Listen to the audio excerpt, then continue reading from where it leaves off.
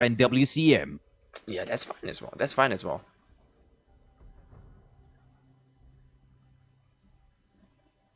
So here we are, Young Eve, with the first ban. Oh, I want to see what the challenger chooses. So I do understand that. So I'm sorry, we do understand that both teams are friends because they were throwing around some trash talking just now. But I completely missed the point and thought they were being serious. Um, so both sides knows each other. Hopefully, they know what they don't want to face against. So apparently, Team GTR doesn't want to face the Thresh. I mean, a solid takeaway.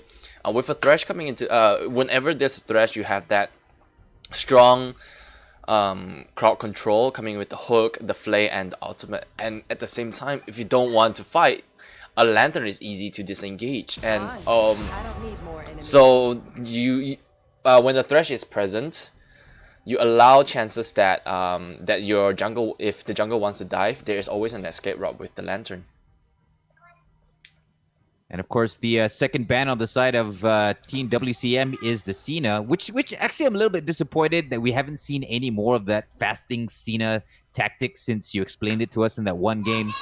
You know, so I could understand why. Yeah, certainly a fun composition, but it's not very well, very normal in this. Since it's at the end of the day, it's still just a cheese strat. Not everyone wants to opt for it, and by taking Senna out, you remove that kind of potential where you get cheese by.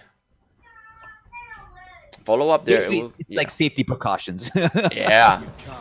I mean, this is what the bans, the pick and ban phase is for. It's for you to strategize and make sure that your composition works. So, although it is a strategy to just take away who your opponent is best played on, but sometimes you just want to take away characters that you don't want to face. It's not necessarily about what they can play; it's about what you don't want to play against, and from that direction forward, you'll be able to finalize your composition and bring out to your team to the best of abilities. Oh, Wukong! My God, one of the more OP choices based on the last patch, if I remember correctly, right? I mean, he used to be so, but with the latest patch, he's quite oh no. I mean, most definitely. Now we see Wukong being consistently locked in these few days, and without a doubt, it is for a reason. Just his recent update, like you mentioned, is brings that strong CC and those potential bait and switch with the decoys as well. Wukong being locked in, I mean, we're not gonna complain about it because it is a very strong pick. It's very smart. Yeah, it's very smart pick. And now on GTR side, we do see a Jax and a Taric coming through. I do like this quite a bit since Taric's ultimate will be able to keep Jax alive if he does go in rather decides to just go in deep into the enemy backline. So we have to continue and just wait out the picks and bans. The picks and see what both teams are going to look for in this game. Oh, 100%. Yeah, this is definitely going to be an interesting match for sure. Alright, a Blitzcrank locked in. We going to see a Callista. I don't know if you guys well, Run certainly has faced a couple of these where there is a combo where Blitzcrank pulls the enemy and a Thresh will drop a lantern around the Blitzcrank where you can pull the enemy line even further back. Dude, that's a season 5 classic. Yeah, bring that back. Yeah, that's an OD, right? So apparently it works as well. There seemed to be a problem here. Wrong pick? Is that allowed? Oh, was it a technical difficulty?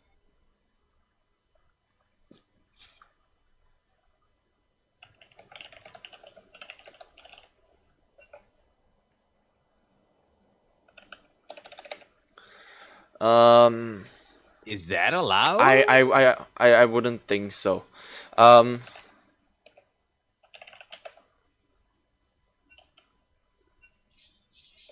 I don't know how to react to this. Ron, could you follow up with John and see what will what are we gonna do? Right now. Hold on. So apparently he's saying that it's a PC problem. So it's not a brain fart, but a technical difficulty. I mean, there certainly is the where you have to discuss with your team, and at the end of the during the last few seconds, you have to just lock it in the end. But Hi. sometimes it's just lag happening, so you can't change up your pick. Yeah, what happened? So basically, while Crewman wanted to lock in on the Callista at the very last second, but due to certain amounts of lag, we're presuming, he wasn't able to swap it and locks in on the Callista, the Kaisa instead. Okay. Was it due to his internet lag or just late selection? I asked. He said that there is a PC problem that he mentioned, although there's no way to verify if that is true or not. Okay, he did mention that there's a PC problem. He did mention it's a PC problem, but initially... I'm looking at the stream right now. Yeah. Okay, the chat says brain lag. Yeah, that is mentioned at one point, but it is mentioned by both the bot lane, the Woshian and Arena, but instead it was supposed to be the sleep locking into that character. Okay. I don't think this will be okay unless the lag has been like massive lag, because usually teams are given close to a minute to choose their champion. So if they wanted to change at the very last second and couldn't change in time, I think that's considered as a lock-in already. All right. Fully understand. So I don't think the change is allowed for this particular case. Okay, gotcha. Thank you, John. All right, thank you. All right, we got the man himself layeth the judgment. Is overruled here a good usage? So... yeah, the Kaisa stays. Okay, yeah, like you said, that's better. The Kaisa. It's funny because my kid's name is Kai, so the moment I said Kaisa, he's like, "What?"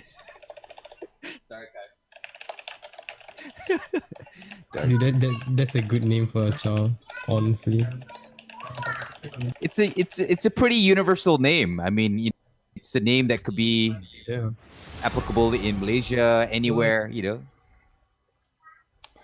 Okay, so Yeah, we have confirmed that the Kaisa will have to stay for this game right here. But before the game started, Woshian did call out that he doesn't play Kaisa, so this could be a little bit of a problem for Crewman here. I do not tolerate cowardice. Now the same picks and bans will have to go through, so we will have to just wait until they skip through this part. Oh yeah, of course. I mean, maybe it gives us time to also process their team comp.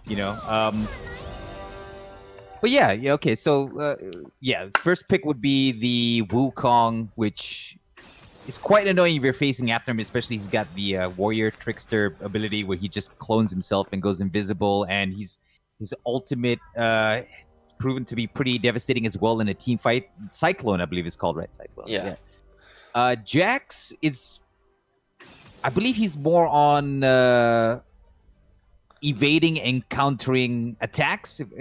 He has an ability called Counter Strike, which allows him to deal damage back to the opponents, if I'm not mistaken. Yeah, that's certainly one point, but he is still a very strong skirmisher. So in this case scenario, if the Jax can easily press the Counter Strike to deny the damage coming in from Wukong when he uses his empowered skill, which I believe is the Q, where he deals additional damage on his next basic attack. But at the end of the day, it's still a basic attack, so it will be considered as a dodge on when he hits Jax during that spinning phase. Right. So do you think his Counter Strike ability is able to counter Wukong's Cyclone ability as he No, pops in? definitely will not, because it only dodges basic attacks. So any forms of a stun, slow, anything else, it will apply. Right. Okay. So I see both teams are looking very hard towards the Callista. So on the left team here, while Coolman wasn't able to lock in the Callista, as John confirmed that they wanted to change the Callista, didn't get to do so, and we'll have to go through with the Kai'Sa pick. Now on the right side, the GTR Esports, they do go for it. So I called out the Ballista combo where they can easily pull in. So the Kalista can pull in the Blitzcrank as he lands a hook, adding that additional range.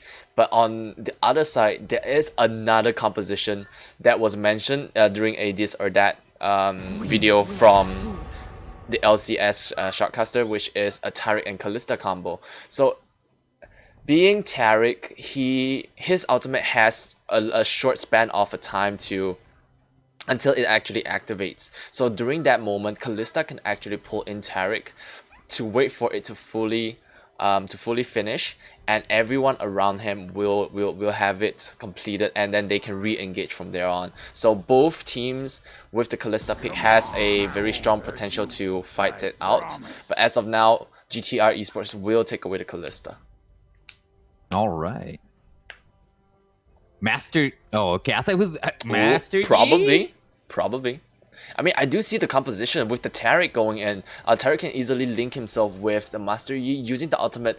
The Yi is practically it will be invulnerable, in fact, unless the opponent does land enough CC to stop him. So he does decide to just back out of the idea and goes in with the Rek'Sai pick. But yeah, Master Yi is certainly an idea. But in higher elos, Master Yi isn't as feared as they do know how to counterplay him. So in this case, just GTR is just not wanting to be, easily countered. Just doesn't want to risk it. Honestly, I'm looking at the bot matchups. I don't. Which one is more, in a sense, harder to go against. What do you think, Defo?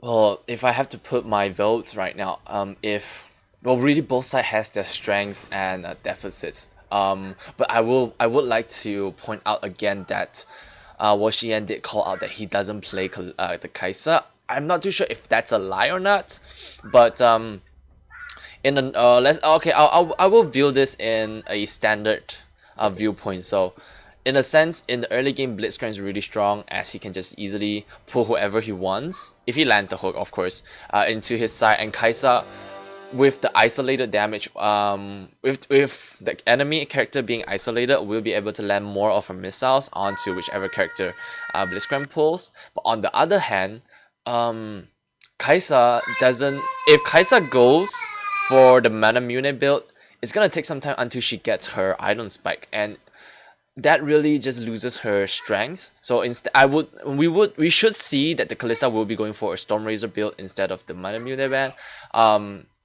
But on the other hand here, GTR Esports with Kalista, again, we've all seen it. Kalista picking up Hell of Blades will deal consistent amount of damage in the early game, and she is a character that people do say that decides when the fight happens. As soon as she goes in, she throws all those 3 spears. They can easily just pull the Ren and then just back away.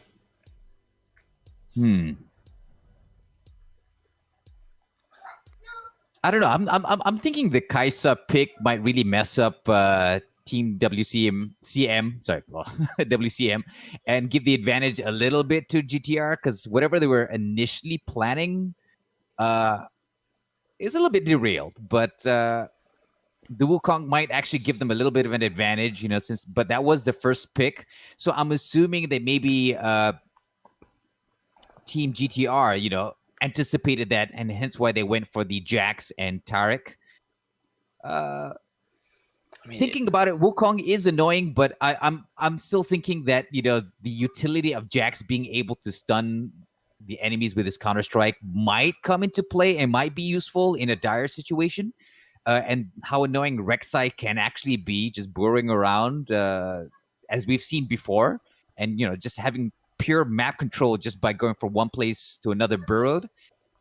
So yeah, I think things are in favor of GTR, in my opinion. Definitely the case, and although WCM did lose out on locking in the Kalista, I actually do like the Kai'Sa pick more than if a Kalista did go through. Like you mentioned, the Jax coming in with the his spin, he will be able to dodge out on all the attacks that Kalista throws at him if he does if WCM did lock in on the Kalista. With the Kai'Sa instead, she does have options. With her E, she can outmaneuver Jax if he does jump on her. Even if he does, with a well-used ultimate, he can easily dodge away from Jax's stun. So other than that, Kai'Sa being locked in here, she is a strong tank killer, and GTR side, they have the Galio, they have the Jax, they have the Taric. All three characters are tanky bits, and they're gonna need some form of gap closer, or at least to put a lot of effort into trying to get to Kai'Sa. Kai'Sa, with all her abilities, I like it a lot more in terms of mobility here. Yeah, that's definitely true for the side, the blue team. And Ron, you're cutting off a little bit there. Yep, he's back. He's gonna try again. There you go. All right, go ahead. Right. Have you guys realized that the Rek'Sai and Galio is actually gonna be quite the roaming the roaming duels for the side of red team? And do you think there's gonna be a potential catch comp for the side of red team?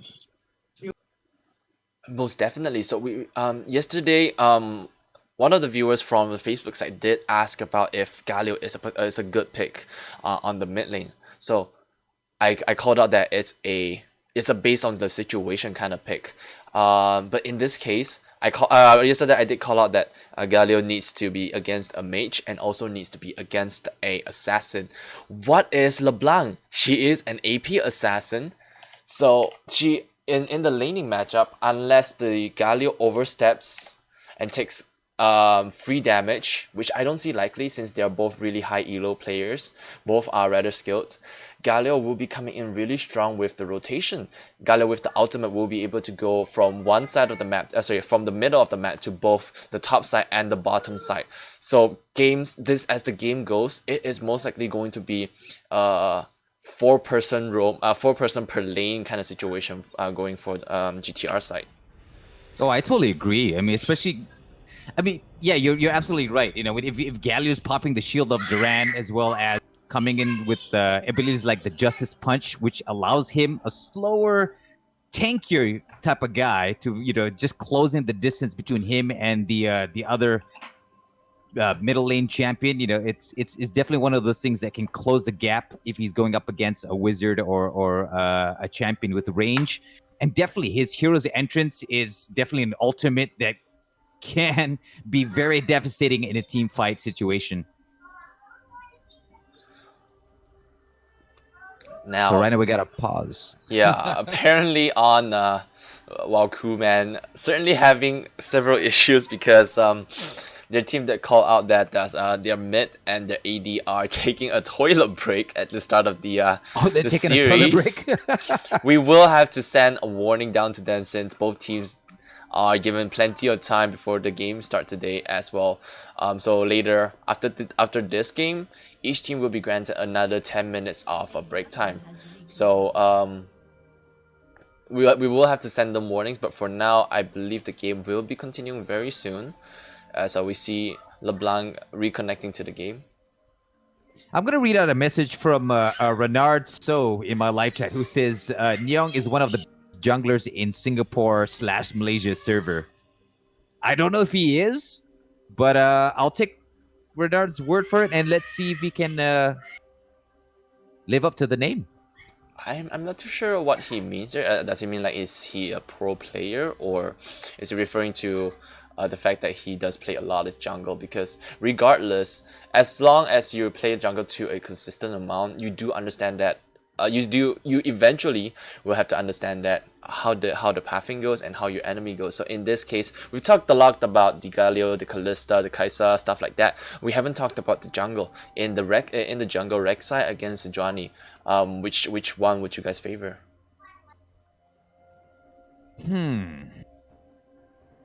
I'll say Rexa.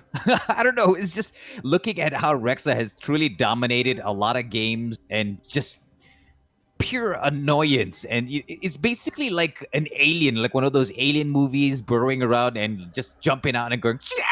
You know, that's Rexa. That's Rexa.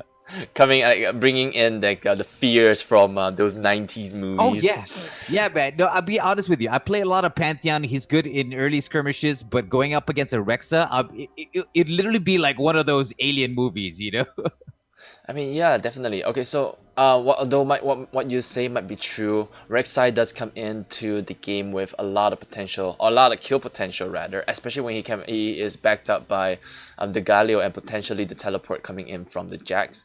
I do like the Sejuani lock-in. The Sejuani lock-in is a character with a huge amount of CC. So anytime that GTR Esports wants to make an engage, they will have to go face to face with the Sejuani. Sejuani coming in with the aftershock will be able to take the front line for while crewman for a lot.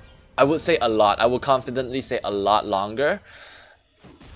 And with the ultimate, whoever jumps onto the ADC or the carry, he can easily send that ultimate to hold whoever she wants. I actually do think that Sejuani is gonna win in terms of jungle a little bit better.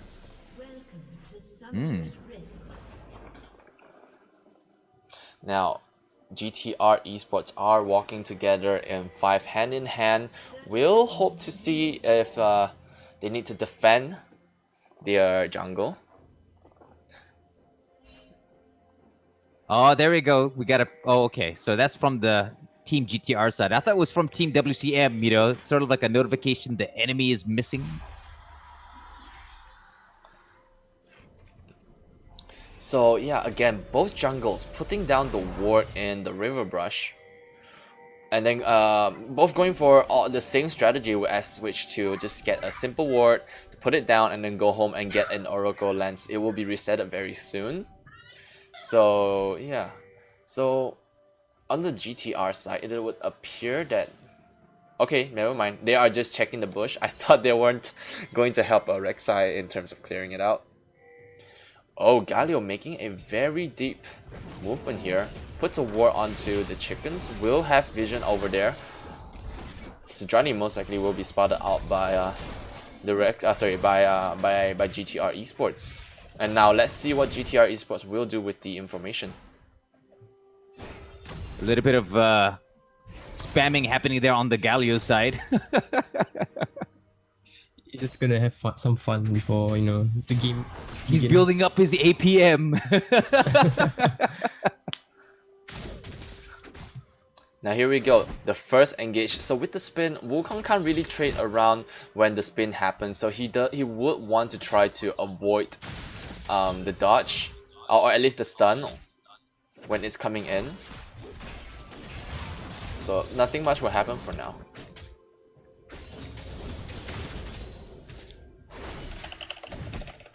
Oh, the Jack's coming in strong there. The Wukong's taking quite a bit of hits. Ooh, landing a good hook will give first blood over to his ADC. Well, Xian comes in with first blood. Oh, Reina going in very hot onto Trash top lane. Trash will have to flash away. Going home, probably going to spend his teleport. Okay, maybe not. Gets chased out of the bush. Recalls from a backline position. Trash top lane putting trust onto Rek'Sai. Will let Reina get away for now.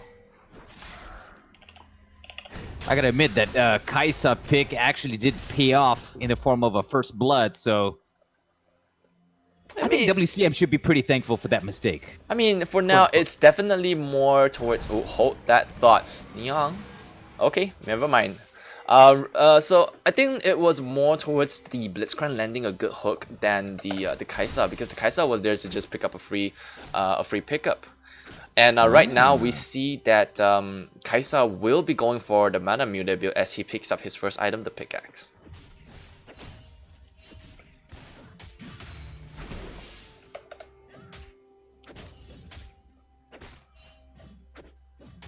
As much as I love the automated camera in this game, it does jump around a lot, and I'm really getting confused on what am I calling out as of now during most situations. Okay, Trash top lane goes in. Ooh, good dodge by Jax. Oh no, by the Wukong. You called it wrong.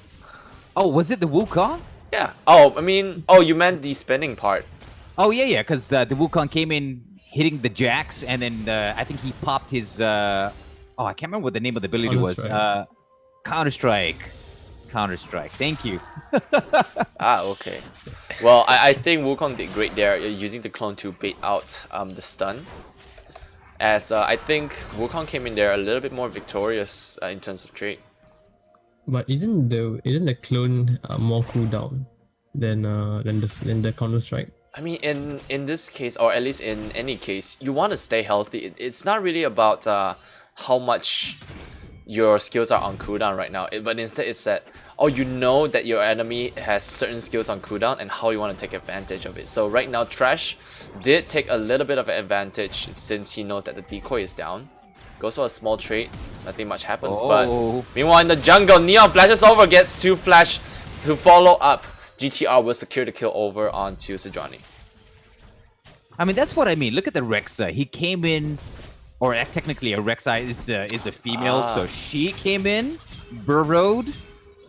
We're gonna have to hold that thought for a little bit as Trash jumps in quite a bit to take a full-on trade with Rina. Rina, meanwhile, takes it, turns it around. Oh, meanwhile, Shinoring burrows through the mountain. Sorry, the forest rather. Jumps onto Rina. Rina making a strong E into a decoy. Will survive for a little bit as Trash will clean Rina up. Meanwhile, at bot, Wo Shiyan goes in deep, flashes forward, sends the missile, will take down Kalista. Now, this is a 2 versus 1 situation. Kuala Lumpur, will he be able to take one down? Yes, he will. Now, Wo Shiyan in the backline with a lot of turrets helping out the Taric. Will survive the onslaught as the Kai'Sa comes out with a double kill. Very well played on the Kai'Sa, taking in that last final kill in the 1v1. Things are certainly looking very well for Kai'Sa because right now, with that 2 additional kills, he will be able to just recall and pick up on the Tier of Goddess.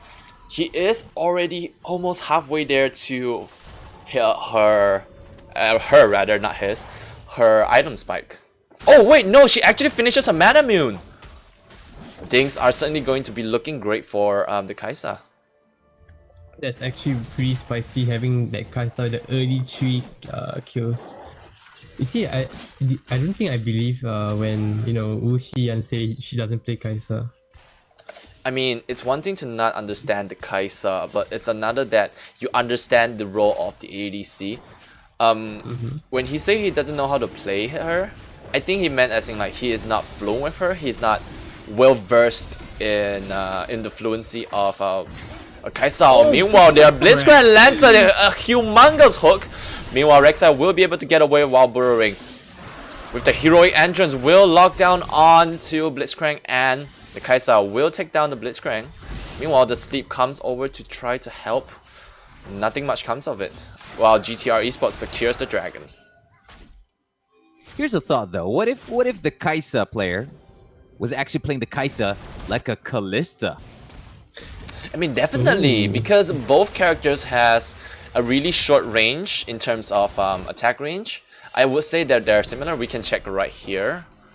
There you go. This Kalista has a 525, while Kai'Sa also has 525. So their attack range are actually similar. Instead, the only difference between the two of them would be that one has the passive of Nimble Fit, while the other has a higher burst potential. So, yeah. Oh, speaking of which, can you bring up the dragon timer as well? Since we really found that out yesterday. There we go. Oh yeah, the dragon timer. Thank you for calling that out. So, dragon will come in about 4 minutes. Now with the Rift Herald up, will they be looking forward to get it? Meanwhile, a hook comes in from Blitzcrank. Overthinking, using a very good ultimate, will pull Kuala Lumpur back for a short while teleport goes through for Kirikai. Will take down Neong Eve with the power of Well, the statue, I don't know, the Goliath. Oh, another good well-timed counter-strike by Trash.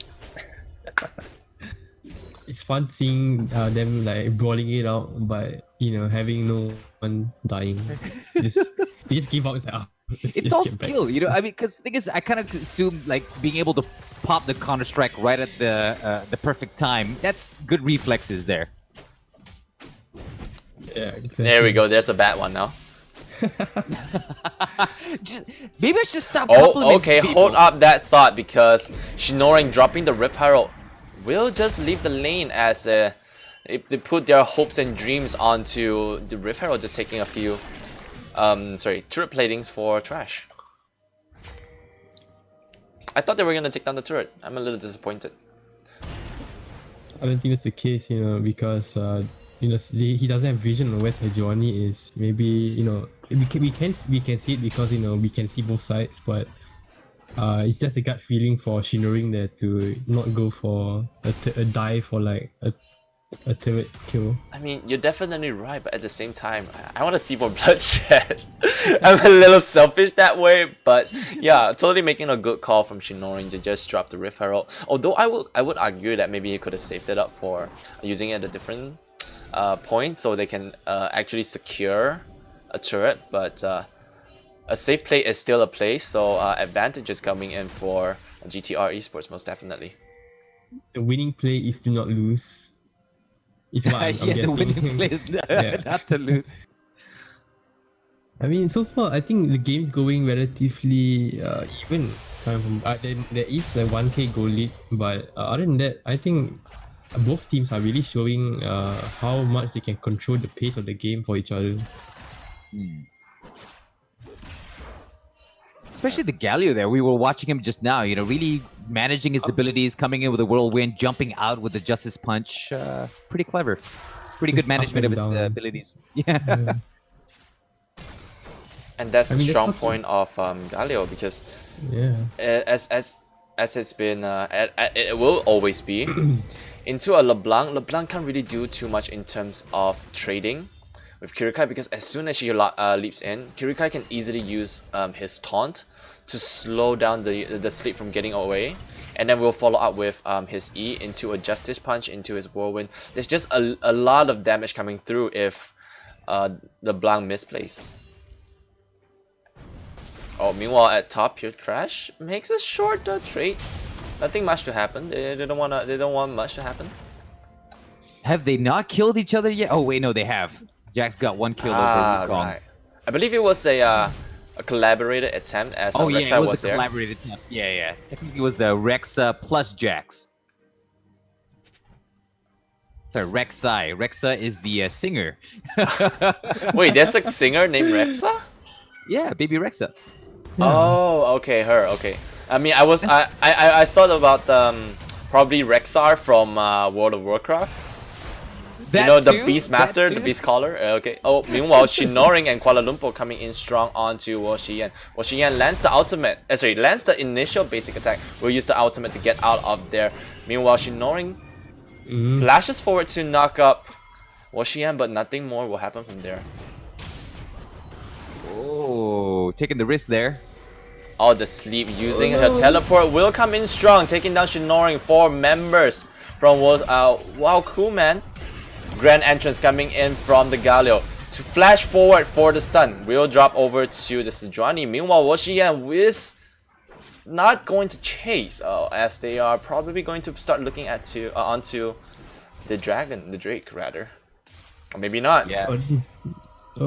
If they manage to get the Drake, it's going to spell bad news for the side of red team here. Seeing that Sejuani and technically also the Blitzcrank, but a tanky Sejuani is not a fun Sejuani to go against.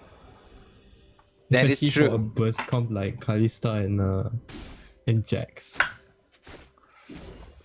Things will certainly not look too well if the Mountain Drake does go over to the blue team. But on the other hand, all GTR would need to do is that just don't look at the Sejuani when the teamfight happens. Overteam's potential target during a teamfight would be Reina, as well as the Sleep, or maybe even Woxian. since she is not really a strong character to take down tanks, as she looks to send a lot of spear out and pulling the Ren to burst softer players. So in the team fight, really GTR is all GTR Esports really need to do is hope that the Jax will be able to leap to the back lane. Jax, I will call it out right now as Jax is going to be one of the carries here. 100%. He's definitely leading above Wukong right now, proving to be a pretty good counter to that first pick. While that was happening, blue team takes away the dragon. And we will now go into the Infernal map. Now, this is certainly interesting. So, Shinoring without the walls loses the ability to play around with unique ganking paths, as it opens up the map a lot more for the Sejuani, as she can traverse through the jungle a lot more smoother and easier. So things are certain. The map at least isn't working alongside with the Rek'Sai, or at least with GTR. Alright, we see the Rek'Sai and the Galio teaming up, going towards the upper jungle.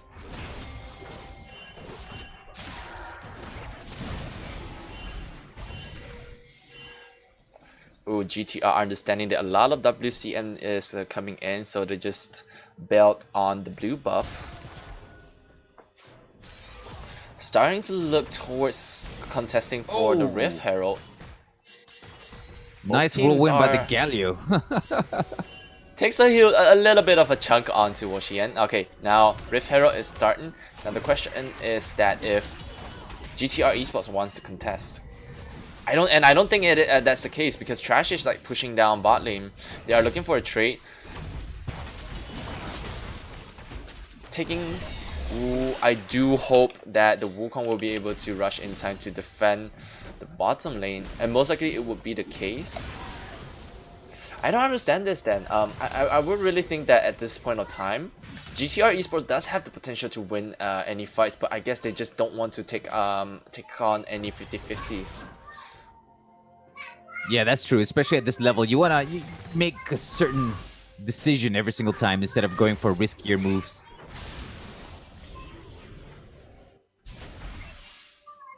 I mean, I do think that, again, I just want to bring out the fact that I think GTR Esports could have contested for the Rift Herald. Maybe they think it is not a huge objective.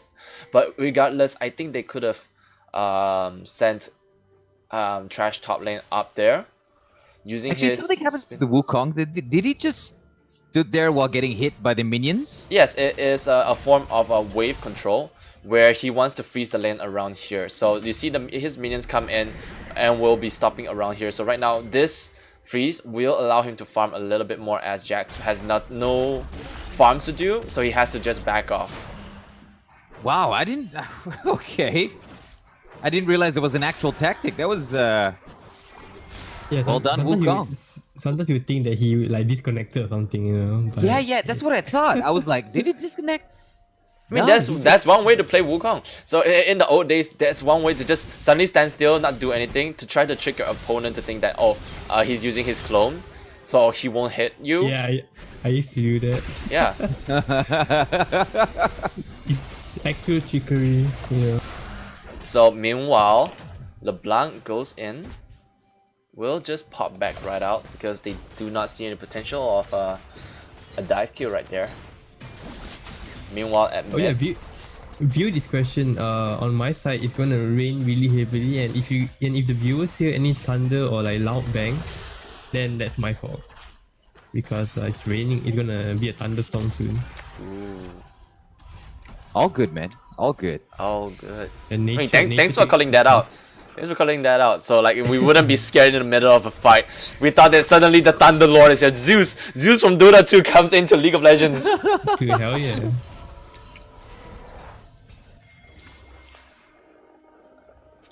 Now, Are you guys scared of thunder?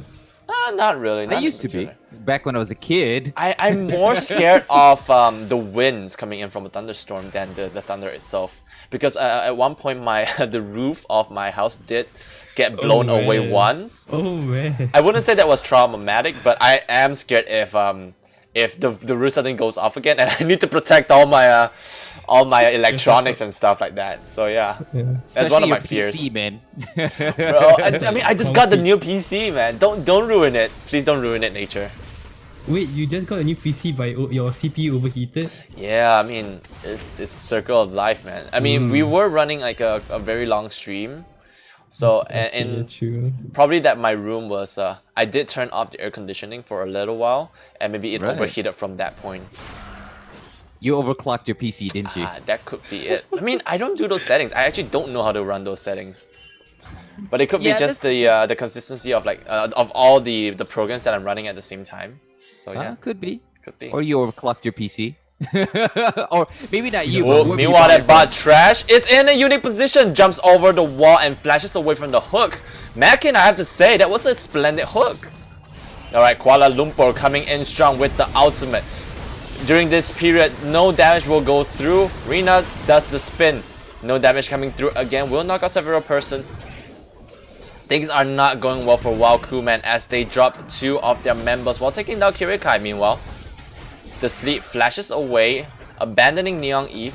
Ooh, well, Xian will be taken down. Oh, is this going to be an ace? Shinoring sends the Q, will not land it as a minion blocks it for the sleep. GTR Esports coming in victorious in that fight. Yeah, I gotta admit, the sleep was pretty lucky with the LeBlanc there. With the pixel of life left, managed to make it back to the base. That was pretty unfortunate for the Wukong that, the Wukong didn't really he didn't go early lethality item, so that means that he wouldn't do much damage early on. So seeing him popping that 2 ultis and I don't see any damage, maybe it's with the Taric ult. But yeah, I was gonna correct you about that because the Taric ultimate was used during that fight. All Rina really could do in that situation was to just hold for the CC. Yeah, and I mean, definitely a good engage coming from GTR, but I would argue that Walkuman should have just looked for an opportunity to back off, just as what Trash did during when he was caught out.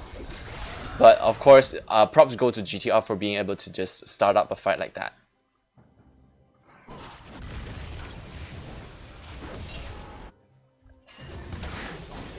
Now, if we look at the income rate right here, the Jax is certainly coming in very strong with 8,000 gold in his pocket, running it in with a 3,000 gold lead compared to the Wukong. Wukong's is a little bit behind the lines right now, but I really do understand the pickup on the Blade of the Ruin King. He is a character that is rather consistent in auto attacking. With the Blade of the Ruin King, he would be able to peel himself away if from the Jax if the Jax just decides to leap onto him, or just goes on to Overthink if Overthink gets into Rina's range. Oh, the Rek'Sai's pretty close to the blue team. Just sends the Q to obtain some vision to understand, hey, who's around. Both teams certainly looking to get the dragon, as you can see here. Blue team does get consistent vision right here. Will look to start it out. Meanwhile, red team has no idea that this is happening. It is completely dark. They are going to have to make a guess on when are they going to go in. Now, Kuala Lumpur using the Oracle will spot out a ward. 2 wards rather. Meanwhile, blue team secures the Baron Nashor, pulls in the Rek'Sai actually. I thought he pulled in the Kalista. Oh, teleport coming in from Rina. Jumps in, spins, knock up 2. He's gonna spin again, and they will secure 2 kills over to the Kaisa. Yeah, I was about to say as well. Why I also say the Rek'Sai shouldn't stay so close to the wall, because there is a Blitzcrank. I mean, he wanted to make an attempt to steal the Baron, but as we could tell, they had no vision. They didn't know if the Barons even started. But in the end, when the Baron died, Blitzcrank was decisive enough to just send the ultimate out. That was perfect in terms of matching. And I wanna bring up the point where, again, why Kaisa was a good pick. So you notice how should I rewind here, huh? I think this is a good point to rewind. So since I don't think much is gonna happen. So right here, we see blue team here getting the Baron, rushing it down very quickly as well with the Kai'Sa, since Kai'Sa is a good tank shredder. Nashor is certainly also a very good tank shredder. As well, okay, now look at the Wukong here. Wukong goes in deep with the knockup. Woxian presses the ultimate, will be able to just fly into the situation. That humongous ability to just gap close was the winning point of no, not the winning point, or rather the point where they could secure kills like that.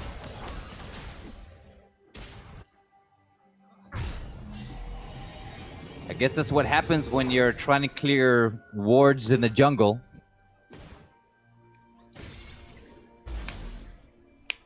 Things are certainly looking rather grim for GTR Esports as they lose out on their inhibitor turret in the mid lane. Now they will have to look for picks right now. They do have a strong combo coming in from with Kirikai as well as Kuala Lumpur, but we will have to look for the opportunity to go for the initiation. 100%. Rek'Sai just taking a couple of pot shots towards the sleep.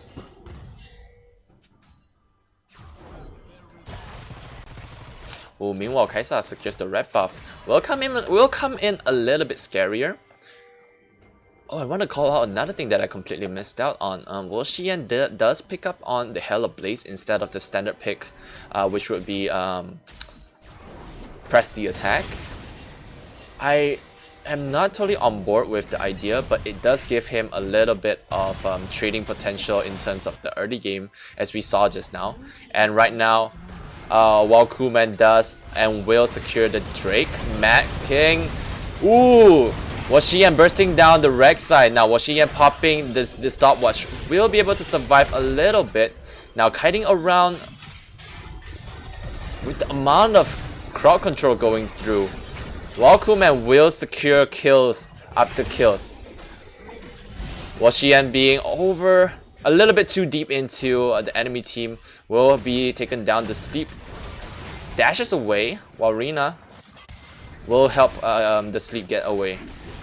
That was a pretty good play by Galio, who came in to save the Jax, popping the shield of Durant there. You know, really making him more tankier than he already is. Regardless, that was a 3 for 2. Advantages. Wins go towards GTR there, but at the same time they do lose out on a Inferno Dragon right there. Getting Inferno Dragon at this point is really crucial for Woxian as he gets those additional damage output. Will be able to and during teamfight situations, if the Taric ultimate does not come through well enough, Woxian will be able to just burst down enemy teams very quickly.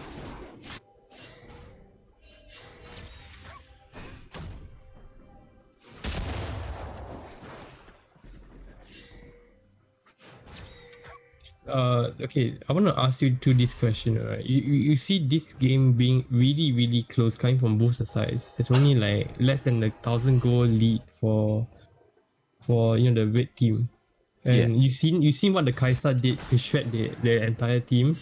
Who do you guys have your money on?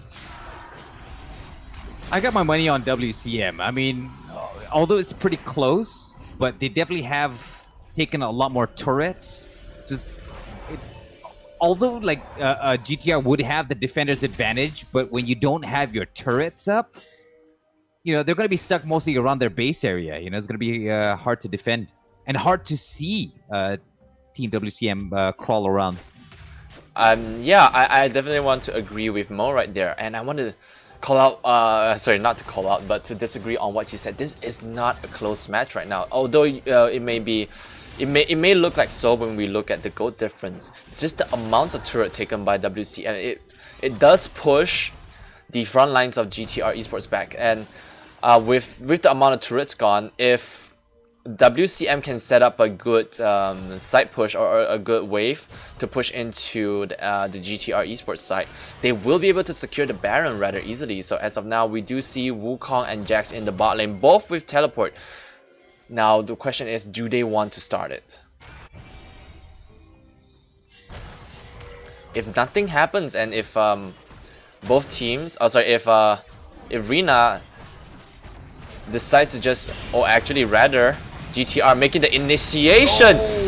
Kirikai will take down a lot of damage, but Kuala Lumpur coming in with a very strong ultimate will keep Kirikai alive for a little bit. Washiyan finally take down Kuala Lumpur. Kirikai with a sliver of health will drop over to Washiyan, flashing forward, sends the hook forward.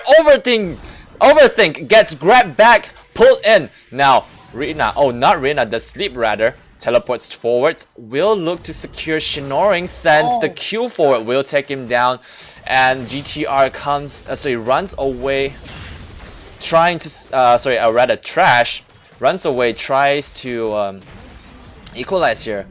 This is a 4 versus 1 situation, so we have to see what Trash decides to do. Lands a Q onto Neon. Neon tries to control him. Ooh, Blitzcrank says, oh, come right in. Welcome to the warm embrace of the metal. Pull Trash in, takes him down rather easily. Kuala Lumpur tries to defend the Nexus, but nobody pays a damn as they just look for the Nexus. Washiyan takes down Kuala Lumpur rather easily and will follow up with the Nexus. The first win going over to WCM. GG. Popping that game over. But yeah, we all see it. Well, WCM coming in really strong, although they did call out that they wanted the Kalista instead. But again, I don't think the Kai'Sa pick was wrong. I think it was exactly what they needed to finish up their composition. Made it better. It made it way better. Yeah. Because the thing is, like, you know, the Kai'Sa has a lot more damage output, you know, compared to the Kalista. Yeah, you lose out on the mobility, but the thing is, it strangely fit really well when they were team fighting, especially towards the later parts of the match. And if we look over here, we do see the Kai'Sa being almost a solo carry, actually, was able to do the most consistent damage output to both the champions and the turrets. Really, I mean, again, I cannot... Wrong pick my foot. Yeah, wrong pick by foot. They are coming in really strong, and GTR Esports certainly are no slouchers. Trash was able to control Arena in the top lane. Arena never came in really strong, but was able to dish out enough CC, crowd control, the knockups rather, for Washiyan to just leap in and take away the health bars from of GTR. Although I gotta admit one thing though, I mean, I don't mean to piss off anybody who's a fan of Neon Eve. I mean, although WCM won that one, but he did look like he was having quite the hard time going up against Shinoring or the Rek'Sai. I'm offended. You offended your fellow shellcaster right there. Okay, I'm just saying, like in the very beginning, it looked like he was definitely having a hard time only reclaiming back his composure towards roughly like after the 20-minute mark. You know, when Team WCM was really starting to dominate, Team GTR was really struggling to gain the vision, and I think that point where we saw. Okay, here's my theory though. Right. I have a feeling that Blitzcrank was not aiming for the Rek'Sai. I think he was aiming for the Taric. Here's why. The Taric was the one destroying the ward. I think the Rek'Sai was collateral damage. I mean, I'm not too sure if the Dragon Pit was awarded or not, but regardless, I think in that situation, as long as a hook lands, whoever he pulls through will be taken down easily. But back to the point where when I said I got offended, it was of course just a joke. But you do need to realize that although right you are when you said that Neon didn't really show up in the game. At least until until 20 minutes of the game, and that's where it is because the Sejuani isn't really an early game character. Of course, she comes in really strong with her CC. She has her Q as well as her permafrost as well as her ultimate. But before we go to her skills, we need to look at her health bar. She is a frontliner without the correct items. She's most likely going to just dive in and die. Being a little bit behind the Rek'Sai in the early game is I would say it's totally understandable, but I wanna counteract or at least coaching, the coaching side of things. So yeah, so we will have to start focusing on the game right now, as the game is going through the picks and bans. Now on the left side we have GTR Esports, and on the right we have Wow Cool Man. So on the left we do see the Thresh and the Blitzcrank take on the way. Interesting. Hopefully there won't be any more like lags and misclick coming from both teams here. Oh, if that happens like yesterday, I'm gonna tilt.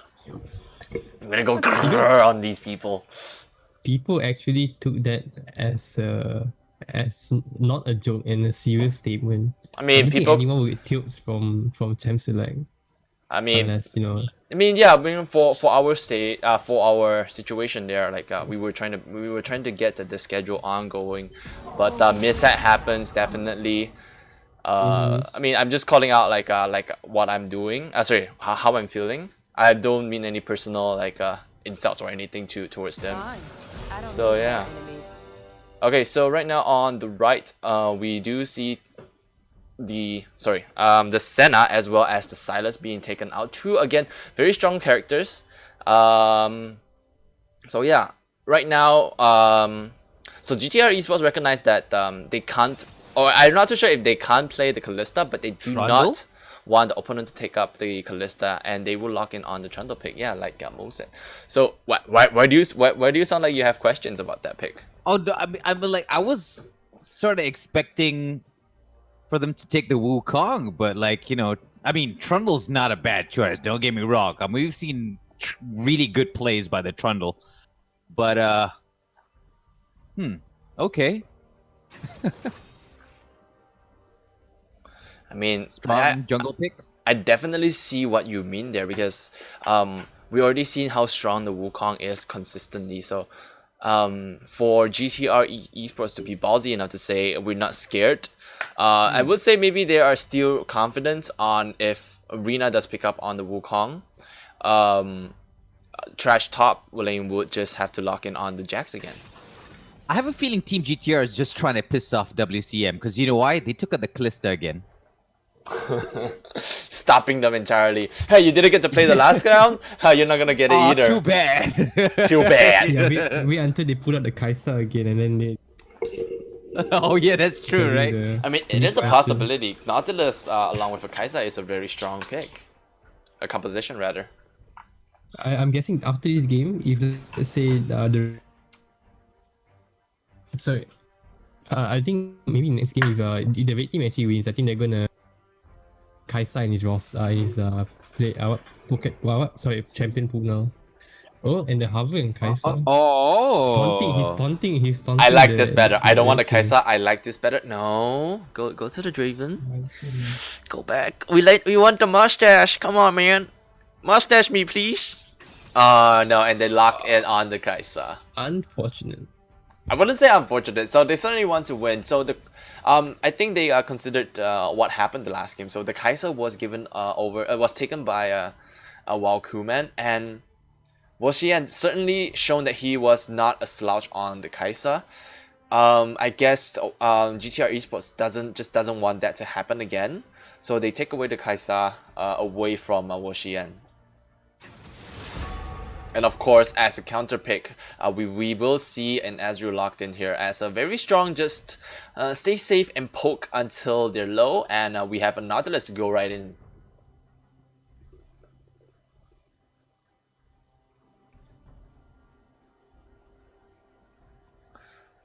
Now we will have to observe what is to happen next, as both teams are considering their bans options. Oh, no Wukong. See, Guys, GTR, man, come on. You should have taken the Wukong. What is this? So they do understand that GTR is waiting to see if Walkuman wants to lock in on the Wukong. So Walkuman, as of now, just understand that this is not a fun game to play around anymore, because they can't lock in on the Wukong on the next pick, which they will have first, because they want to try to hide their mid lane characters. So they on the next lock-in will have to be the top lane, and if they do lock in on the Wukong again, the opponent already has a comfort pick, can already lock in on the Jax. So they think that Jax is not a problem to go up against, but they just don't want to pick Wukong in this game. So they just take away the Wukong so they don't have to worry more about it. There goes the Atrax and the Renekton. Oh, that's not nice. It definitely isn't. But judging by the humor of both of these teams, I'm trying to decide whether... Do you think these teams are capable of playing mind games against each other? Because I have a feeling there is some sort of messing up the headery going on. I mean, I believe these two teams does have a certain history in the past before. So they aren't afraid to commentate on each other, as we will now see the Azir being locked in, proving just calling out that I was wrong. They do lock in on the mid lane right now with the Azir. I do like the Azir. Rather, I wouldn't say safe pick, but it is a very strong contender in terms of when GTR Esports ever does want to make the engage, Azir with a single push of a button can just push them all away. Not to mention, Azir technically is, well, I mean, when he gets all of his sand soldiers, it's practically four people in a way. I mean, most definitely. Just being able to like just send his soldier forwards and just strip the enemy apart. So for GTR Esports, meanwhile, they will lock in on the LeBlanc. So the last game, LeBlanc being locked in wasn't able to do too much during the laning phase, as he was facing against the Galio. Now Azir being locked in, they do have a bit more option. So they do go in with the LeBlanc again. So LeBlanc against an Azir. Azir will not fare too well, so he will have to take a step back in terms of during the laning phase. Oh, we are potentially looking on a Jax right now, as he locks it in. He tells Trash Totland that, hey, you owned me with the Jax just now. Hey, I'm gonna return the favor. You're not gonna have a fun time at top with me. That's the kind of mentality I'd like for top laners to have. It's like, you know, you think you're the only one that can play. And yeah, well, I have one more thing to back you with. I mean, yeah, most definitely. I'm gonna add here. Run, your mic is breaking up a little bit, so yeah, you're gonna do the reset. It's okay, no worries, no worries. Right. I like the top lane mentality coming from these top laners here. You know, like he's trying to say, like, do you think you're the only one that knows how to play that champion and bullied me all game? Well, he's gonna return the favor for Rina here. So I'm looking forward against these two matchups. All right. What do you guys think? Like, no, we heard you. yeah, we got you. So yeah, what do you guys think about the compositions? Like, what are you in favor of? What do you don't like? Looking at everything right now. Me no like they didn't take the Wukong on the side of GTR, but me likey the Elise for Neon, and I think that he might actually live up to his name as the best jungler on the Malaysia Singapore server. Oh, wow. So I mean, because Elise happens to be the best jungling choice you can make. Okay, debatable, definitely. I wanted to start, but yes, debatable. I know. I can sense it. I sense your anger, young. Nah, no, not that, not there yet. But it's more like certainly Alice is a strong pick, but there are flaws in terms of locking onto Alice, because like the Pantheon, she is a strong early game character. But also like Pantheon, she will lose her potential damage burst in the late game. So Elise being locked in here, Elise does have a better ganking capability compared to the Trundle, and Elise should be so what the idea behind Elise is that right now the Nautilus will be able to land a hook onto the Taric, and Elise will send the Cocoon, will be able to secure bot lane rather easily. So we are going to look, I do think that Neon is going to look to rotate towards bot lane a little bit more, but meanwhile at top side, it's there again. It's not a slouch. Jax can just jump in and Ornn will be almost confirmed stun. If unless Ornn was quick enough to react to using like the fire to dodge the stun, and even if he does, at least we'll be able to follow up with the cocoon. So with this type of combo strategy where they can consistently land stuns, at least locking in here should be able to pick up some easy kills. To be frankly honest, I have a feeling that it is going to be WCM's game again. Aside from the jungler, aside from Nyong, you know, I have also a feeling that okay, fine, we see that GTR may be taking Kai'Sa for the turret damaging output that Kai'Sa did in the previous round. But I think we forget that Azir has that ability. Was it the memory or legacy of Sharima?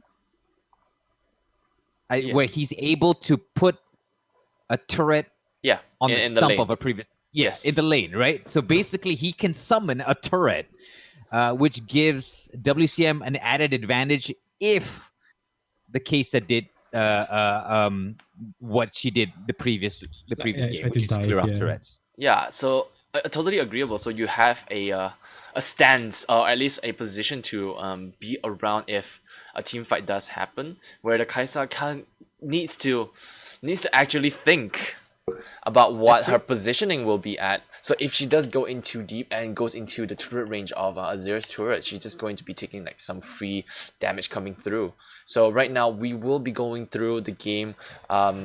So this will be game 2 and match point for Wow Cool Man. Oh man, wow, cool. No astronaut skin. Oh, no astronaut skin. They lose. Now kidding. I'm just kidding. Get out of the game. You're done. No astronautilus. If you want to log into the Nautilus, show me the astronautilus. Get that RP first before you get Nautilus. Oh, maybe they're actually prepping. They were planning to win the money to get our astronautilus. Matching GG. If you're hearing this, you make sure if you win, get the skin. I want to see the astronautilus. Yeah. Alright, so the game will start off right now. Both teams are spreading out. They're not looking for a hard game engage, but they do want to look for some information. At the top side here, Trundle and LeBlanc in the brush. Elise moves forward a little bit just to try to see if she can spot anything. Shinoring definitely sees the Elise there. Goes for the ward. Leap coming in from Kirikai. Lands a few pokes onto Neong, who is in a rather unique position. Does have some teammates in the back line, so we'll be able to just walk out of it. Oh, meanwhile, that bot though. Nothing much happens, never mind. Okay, so Ezreal. So we have seen recently there's been a trend going on for Ezreal where he picks up Aggressive Undying, although here we don't get to see it. I actually do want to say that I think Aggressive Undying would have been a better idea, as GTR Esports has a strong skirmishing team. With the Aggressive Undying, he could survive a little bit better in terms of team fight, but there's also the idea where he believes in his team to keep him alive, so we'll see. We'll have to see how the game plays out right now as both teams starts it off.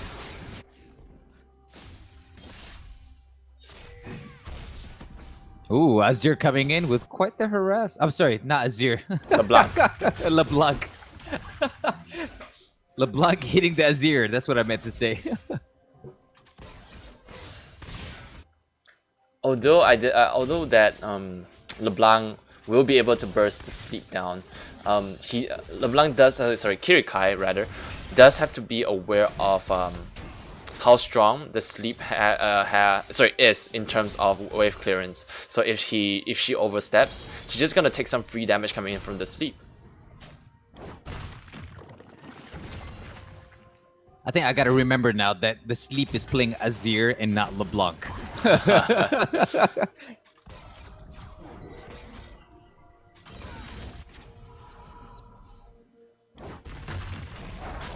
Oh, meanwhile in the jungle, Neon goes in a little bit too deep, gets knocked up by the pillar for a little bit. We'll be able to get out as she rappels up and away. Meanwhile, Rina will take a short trade with Trash top lane. Things are certainly not looking too well for Rina right now. I was expecting a little bit more of a stomp, but Trash top lane showing that showing some dominance in the top lane. Once again, On is a very, very tanky yet does a lot of damage type of champion. So I really see why he can hold against the Jax, especially for the early game. Definitely the case. I mean, so another thing that Ornn brings to the team is that at some point, both teams are going to be very fed with full items. With Ornn, you can spend an extra 1,000 gold to get a better item. Wait, yeah. I have to correct you there. You no longer have to spend extra gold for it. He gives it to you for free. Okay. What? Meanwhile, that bot. Mad King right there lands the hook, goes on to Kuala Lumpur. Meanwhile, both teams are taking quite a bit of a trade here. Ooh, Washian looks for an additional poke but will miss. Oh, okay. Wait, sorry. So, Hold Bun, on. are you saying that GTR gets free items? Free upgrade yeah. items. Oh, so free upgrade upgrade items. Yeah. Okay, Mad King uses the hack flash. Will lock in on the Taric. Taric does have the flash though. Will be able to flash out with, even though there's an ignite on him. Should be able to survive with the shield. And both sides are just, well, they're playing this very cautiously. They're trying to get the kills, but both sides are just being ruthless in terms of not giving away the kills. We see Neon here struggling a little bit. Of course, she is not getting her advantage. She as an Elise, you always want to try to get the kill, but with no other choice, she will have to back off for now.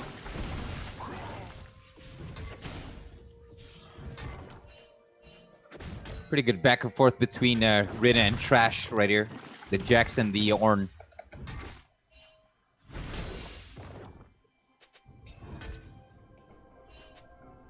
Now Elise is pathing toward top side. Is she? There is a chance that she's going to look towards top, as top is a little bit over pushed. But Thrash without the mana most likely will just back off.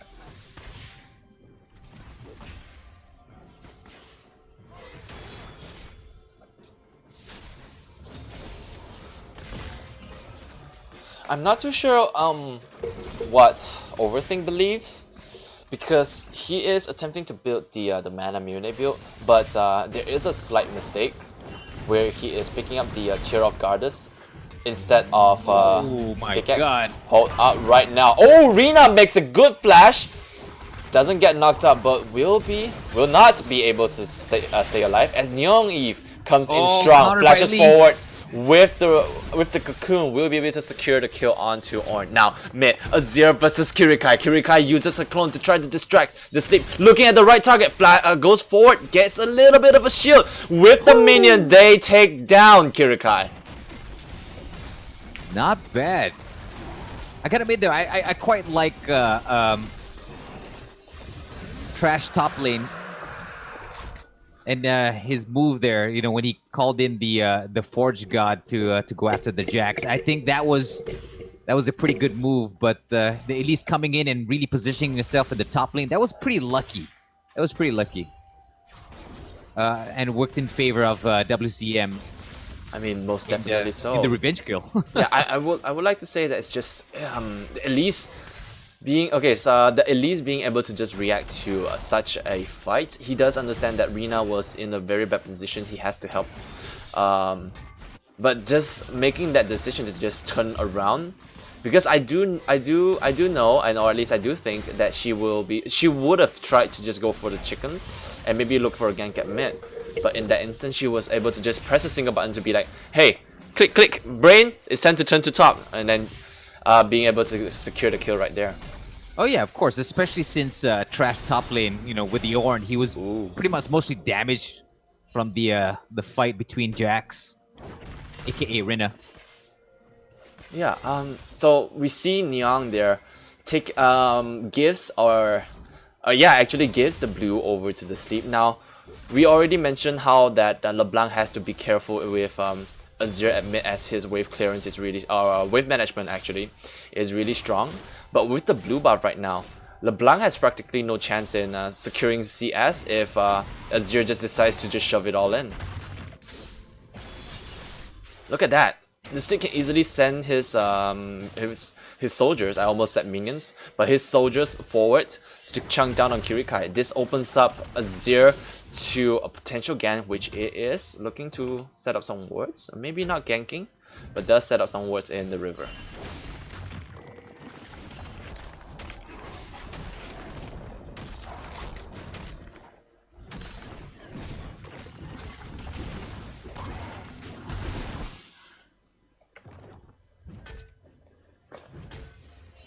A nice disengage by Trash here. Shinoring takes the Crux, will back off for now. I do hope that Shinoring steps up because this could potentially be the final game for them to be playing. Oh, Neon Eve sees him, sends the cocoon but will miss. Shinoring flashes forward. Ooh, well, nothing more happens there. Call of the Forge God comes and misses Neon Eve as Neon Eve gets knocked up and will be taken down. Oh, the sleep going in and strong. Without the ultimate, we won't be able to secure anyone into the backline as it just takes a bit of a chunk of health from Kirikai. Oh, Elise coming here with her spiderlings. Yeah, I mean, she does get a little bit of an additional movement speed when she is in that form, the spider form rather. So yeah, any Elise players out there, do take note. Or at least new Elise players out there. I bet advanced, or at least elites of Elise will know this little feature. Oh, I do like this though, because we can see here Elise does get a little bit more movement speed in the river, which I suspect that she has water walking. Oh. Yeah, looks to rotate a lot more in the river.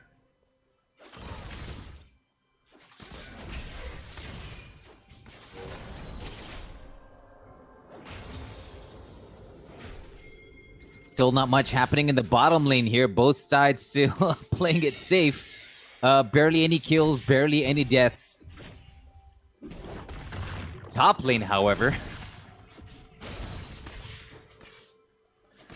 Things are certainly looking a little bit stale right now. Although we keep going on and on about how Elise needs to look for early kills, she does fall off in the back on the later end of a game. While Kuman certainly has a composition that is not to be feared of, as the later the game goes, Jax is going to be a beast, and as well as the Azir and the Ezreal. So right now we do see that Kai'Sa finishing her mana rune will start stacking. But meanwhile at mid, okay, never mind, at top, Rina goes in deep, looks to skirmish a little bit. Maneuvers around to dodge the knockup. Oh, going in again, call the Forge God being caught. Ooh, flashing over it again and again. Rina will get knocked up. Oh, what is he doing? He should have ran away. Will not survive the encounter because as he believes that okay, so he thought that Trash wouldn't be able to attack him, so he goes in for the fight. But with a Sunfire Cat, we'll be able to slowly take away his health. Meanwhile, at bot, contesting for the dragon here, Shinoring will drop forward. Meanwhile, the sleep goes in deep, goes for a wall. Okay, will be able to take down Kuala Lumpur there. And Kuala Lumpur disconnects there for a little bit. Is that what happened? I totally missed that notification. Yeah, I do hope that it was just a disconnect instead of a rage quit, but it would appear so.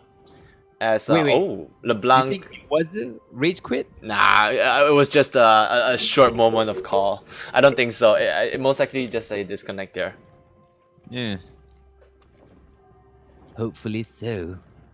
Most likely so, because we do see a pause going through. Kuala Lumpur it did say that Kuala Lumpur is reconnected, but we'll give them a moment as they try to stabilize their internet connection. Kind of makes you think, how do we know if this is an actual connection issue or a pause?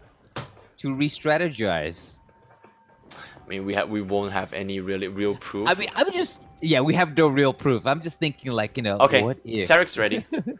Tarek's ready? All right. Kuala Lumpur coming back in. KL.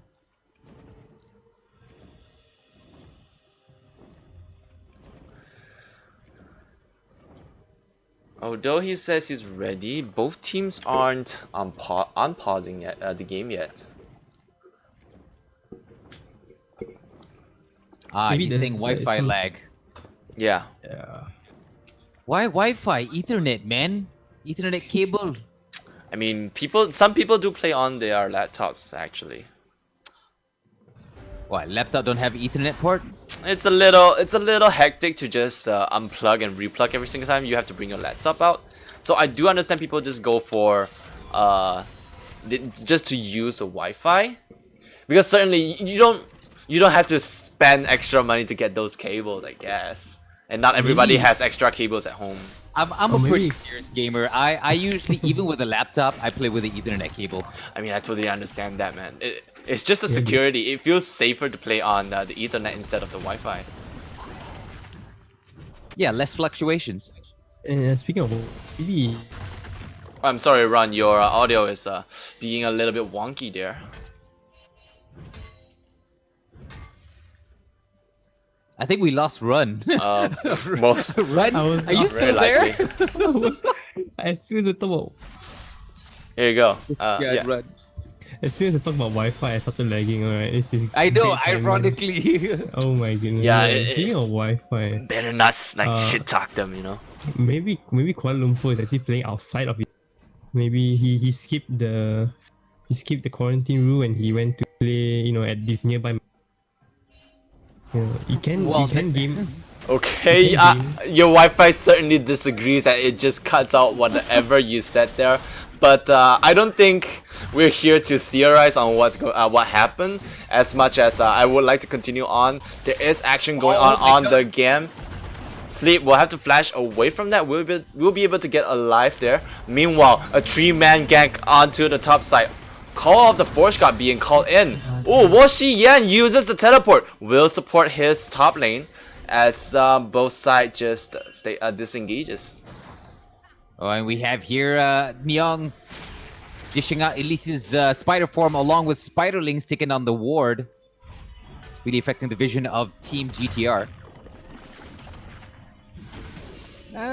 And okay, so plays Volcanic Rupture there.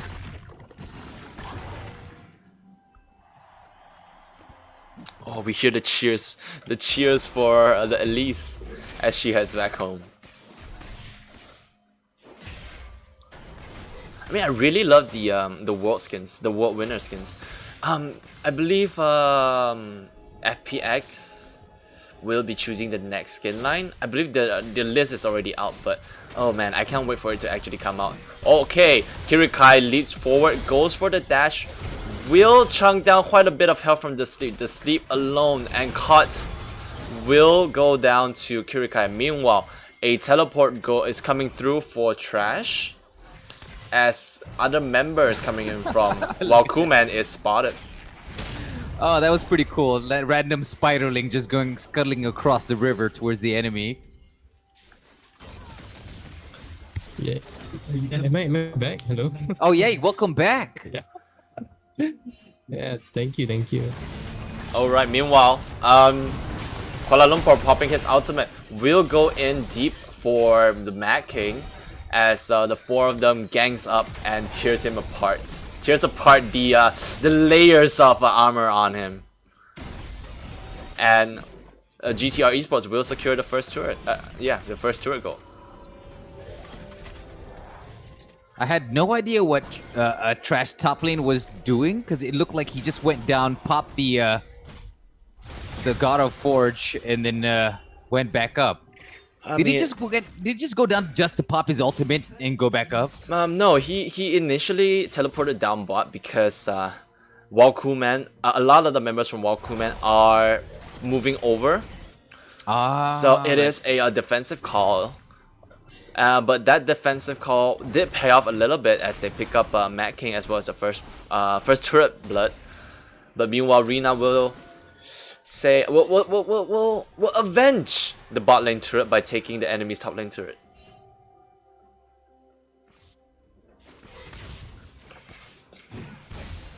Oh, meanwhile, Kirikai looking to just chunk down Washiyan there. I mean, both teams are certainly to look forward to poking the enemy before going into the hard engage.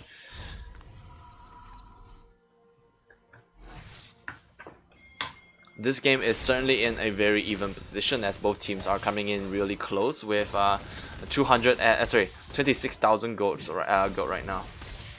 100%, and I can definitely see both teams are fighting over map awareness and vision, really going after those wards placed in the river. I mean, I've literally seen with the last 2 minutes both teams destroying each other's wards and placing new ones in its place. Ooh, my bottle dropped. Anyways, that scared me. Was that your microphone? No, my bottle dropped. Oh, your bottle. Oh, right. Yeah.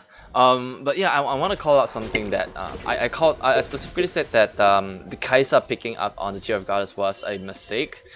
Specifically, why is that she doesn't necessarily spams her skills a lot. So even when she goes with the Tear of Goddess early, she loses out on the damage. As if we look at Ezreal here, he is only a few procs off to complete his Muramana. Meanwhile, as I was talking about the Muramanas, a fight does come through as GTR Esports take down the Mad King. Oh, Washiyan gets get jumped on by Kirikai. Kirikai will back up for now as both teams are looking to contest for the dragon. Rina takes down Kuala Lumpur. The sleep being jumped on will survive for a while because he is healthy as hell. Goes in deep, takes down the LeBlanc. The sleep will rather Kirikai will go down as Walkuman takes the dragon, the Drake rather. Yeah, dragons have 4 legs. I'm trying to pound it into my head, but in the end of the day, they both look like dragons, so I just keep falling back towards there. But I'll get there eventually. We'll get it right eventually. That's what I kind of noticed when we first started shoutcasting. You kept on referring to them as like dragons. I was like, wait, they're drakes. You know? Yeah, it's a force of habit. Because at the end of the day, it's in the same region. And I think it's called the Dragon Pit instead of the Drake Pit. So yeah. Because of the Elder Dragon. Because being back in the day, I think back in the day it was already called as dragons. So I don't necessarily remember. But yeah, back in the day when there was only one dragon, then they came up with the elemental drakes. Yeah. That makes so much sense now, actually. Thank you for bringing that up, Amo. Oh, no worries, man. The dragon pit for the Elder Dragon. It makes sense. Is the Elder Dragon Dia punya rumah? That's the big boss, please. You can't call it a Drake because more of them. No. You have to listen to the big boss, right? I mean, wait. So the Elder Drake is supposedly like a. Oh no, the Elder Dragon. Oh, sorry. Did I say Drake again? My bad. It's a proper dragon with 4 legs. So the other ones are drakes. So does a Drake grows up to become a dragon? No. Then I mean, why would the first few Drakes would be called as Drakes and the last one being a dragon? Well, basically a dragon is even in fantasy, not even just in we gotta have to hold that a little bit as Kirikai and the takes a huge trade right there. Meanwhile, Trundle coming in. Whoa! The sleep leaps onto Kirikai, but will not survive the beating coming in from Shinoring. Meanwhile, everyone else coming in from Walkuman does look to try to take down Shinoring, but Shinoring will use the zone to get out of the zone.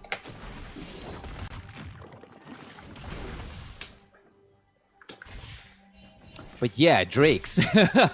They're not dragons, but they're weaker. So hence, it makes a lot of sense. You have the weaker drakes and the final Elder Dragon. I mean, I just find it like a little bit confusing because they're both in the same area, but in the end, Riot's choice was to make them different. I don't know if it's just a design choice or is it their choice to make it hard for us shoutcasters to call it out. As we Who see knows, now, man? Who knows? we have to stop that topic as teleports are coming through. Shinoring being in the front line. Tarek using his ultimate will keep... Oh, actually will not keep Shinoring alive. Oh, everyone else goes down though. Health bars are low. Neon looking to take down the Baron. Will not finish up with the smite. Baron going over to GTR Esports. I never heard the announcer saying Baron Nashor. That was actually the first time. I think you're gonna see many of that since we are gonna spectate a lot. I mean, I played this game for so many years. This is actually the first time that I've heard the announcer saying that. I think most of the times I was too busy being hyped about it.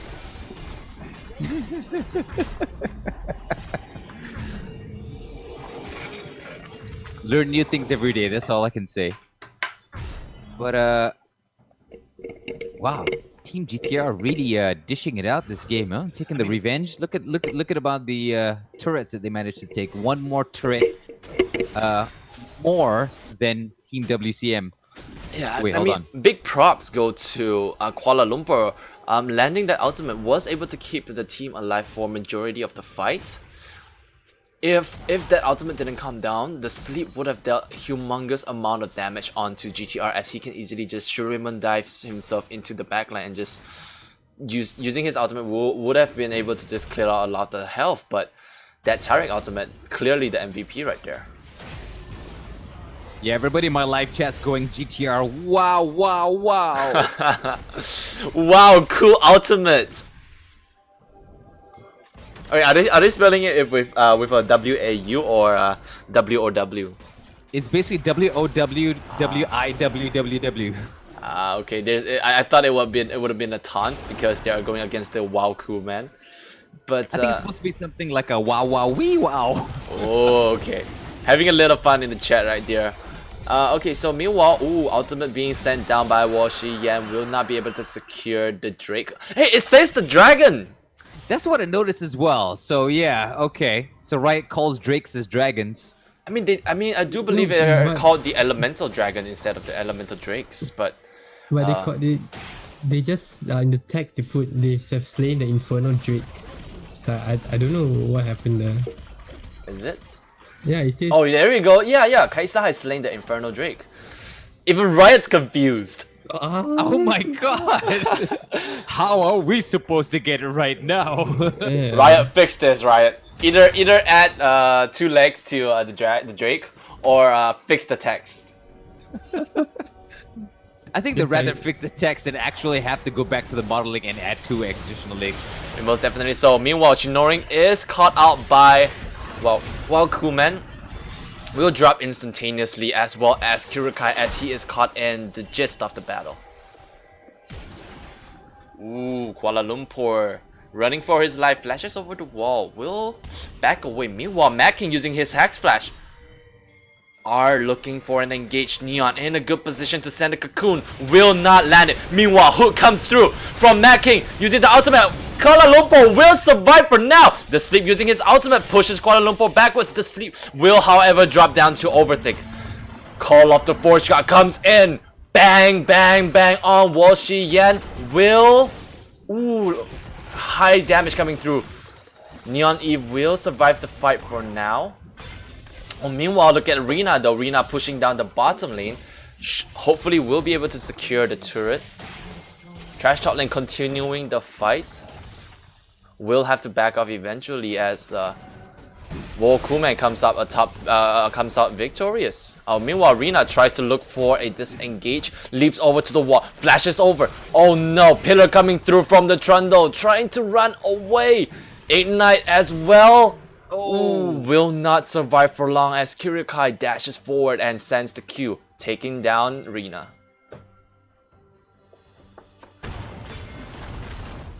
Regardless, I would say, yeah. Regardless, I would still say that while Kuman comes out advantageous in that situation, they take down several bloods. Sorry, not blood. Sorry, Baron buffs. Although Baron buff has expired, gets a turret for themselves.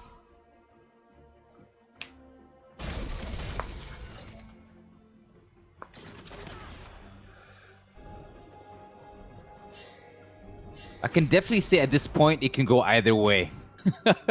It's hard to tell. Both teams are playing rather spectacularly and are very vulnerable in the bottom lane. I mean, this game is very reliant onto the objective. As you can see now, Baron coming in a minute. GTR Esports are starting to look forward to it. The sleep will Shuriman shuffle his way away from the Ornn. Should back off for a little bit, clears the wave, then back off rather. But yeah, I was about to say Baron based as well as Dragon based. So by getting the Infernal Drake, you get more damage, and more damage means that you have a higher potential to just shred down GTR Esports lineup. But at the same time, Kirikai and Overthink with more damage will be able to just burst down the Sleep and Wolshian if they do get the Infernal Drakes. But both teams right now certainly have to pay attention to the Baron as it comes out in 17 seconds. Oh, 100%. Oh, there we go. The Orange just giving his fellow teammates an upgrade. Oh, that was a redemption upgrade. Getting more health, I presume. Oh, actually, I think the upgrades just buff up the stats, right? Run. Yeah, it just flat the flat stats that you have. Ah, okay. I mean, this certainly does help Kuala Lumpur a little bit, as during the ultimate it does have a timer on when it truly activates. Those additional stats, those additional flat stats, will keep him alive a little bit longer, hopefully.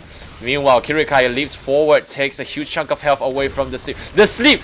Ooh, Overthink lands a missile. Ultimate forward.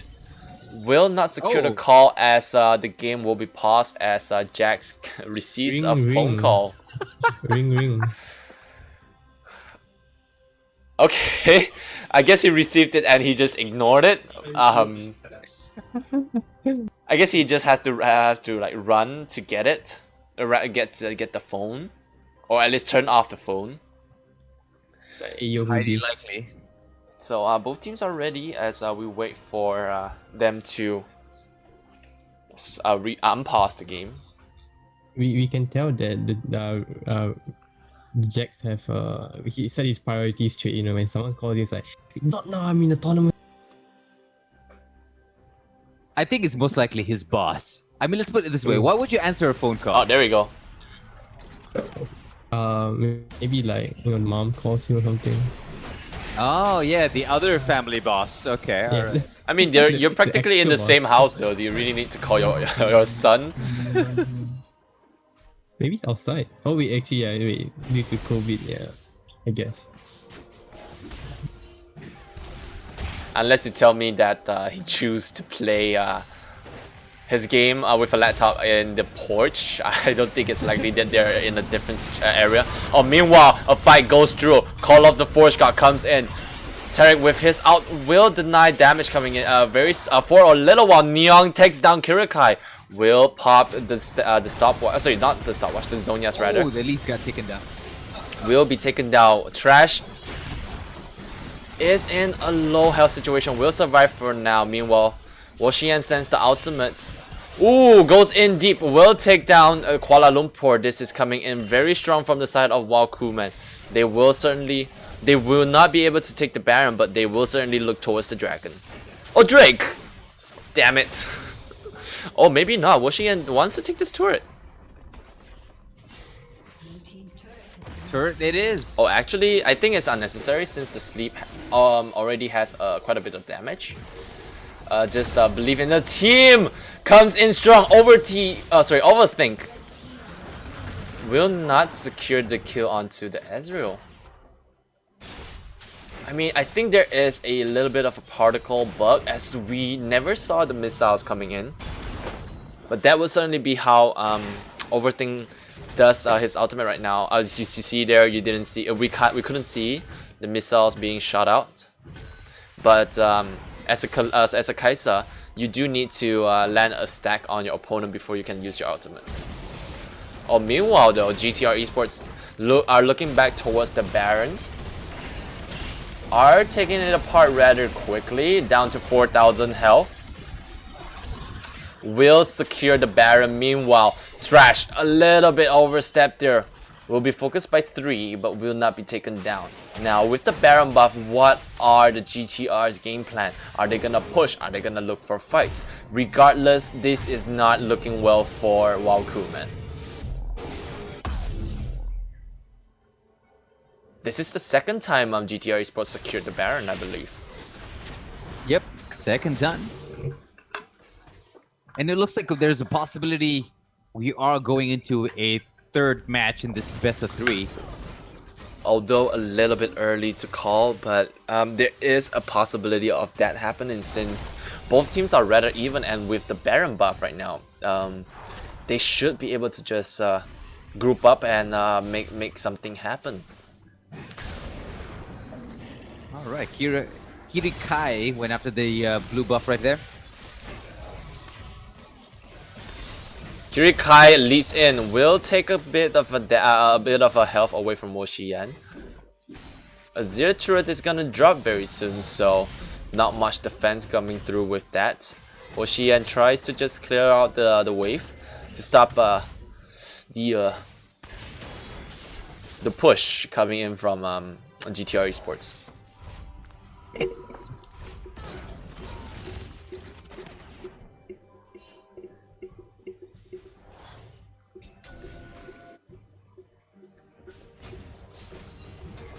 GTR Esports are coming in strong with the split pushing. Will move their teammates down to the bottom. They will secure a turret very easily. Yeah, another turret goes toward GTR Esports.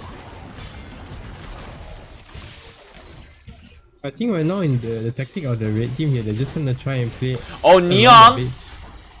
Ooh. Will not be able to stop Kirikai, but oh, good repel. But what comes up must come down. Lands a good hook coming through from the Mad King. Nothing much happens, but while Kumeda is in a bad position, their health bars are rather low. One good engage by Kirikai will be able to take him out rather easily. With their low health bars, have to back off. Tries to poke with a distance.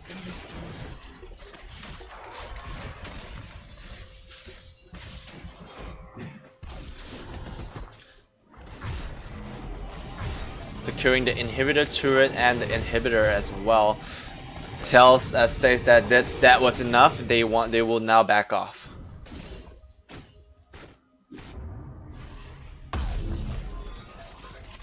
And not a second too soon, as the Baron buff just finishes at this point. So if they had waited a few seconds more, they would have had to wait. They would have lost the empowered recall, losing out on time. I potentially give out their kill, but they didn't. They were patient enough to just make the call to just reset. Now certainly a good reset it was, because the dragon will be coming in a minute. Looking to pressure the top lane. Will now send 4 of the teammates to top side.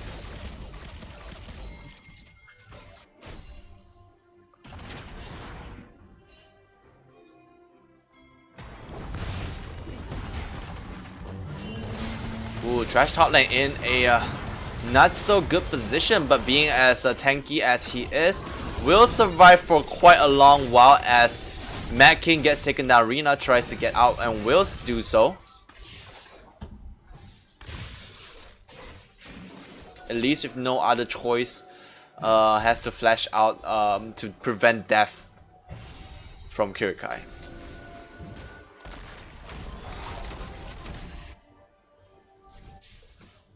Definitely at this point, I can say that WCM is in a less advantage situation. Yeah, exactly so. GTR Esports, there we go. I forgot the team name for a little bit. But the GTR Esports coming in very strong. Taking away the dragon as well. This is a 3-3 dragon right now, and things are certainly not looking good for Walkuman.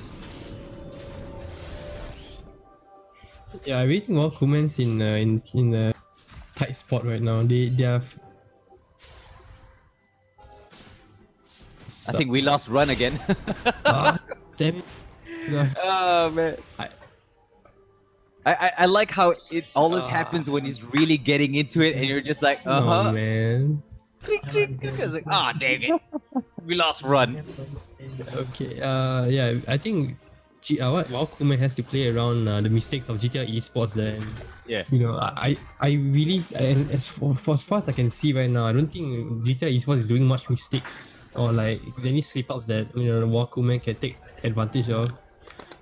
So it's really hard for Wildcoolman to get for a comeback here. Oh, 100%. They can prove me wrong. They can prove me wrong.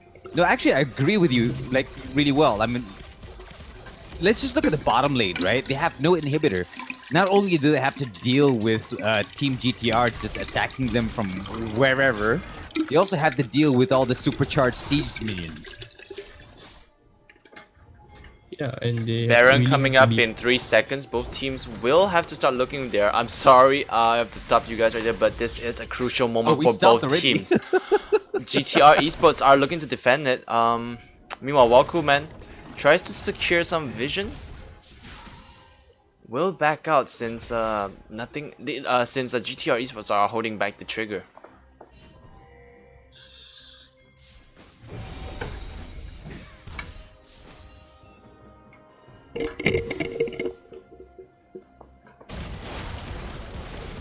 Wildcoolman will have to move now. Kirikai jumps forward. Will be denied by Neon. Sorry, the damage will be denied by Neon. A lot has happened as Mad King is currently low on health. Kaisap going with the ultimate, going in. Azir taking apart. Trash top lane right there. Okay. Rina go strong. Takes down Kirikai. Meanwhile, Shinoring is low on health. Kuala Lumpur will have to sacrifice himself to save his jungle. Now, GTR Esports are at low health. They can't take the turret, so they send the Kaisa. They're going for the end. They're going for the turret. Rina will jump over the wall.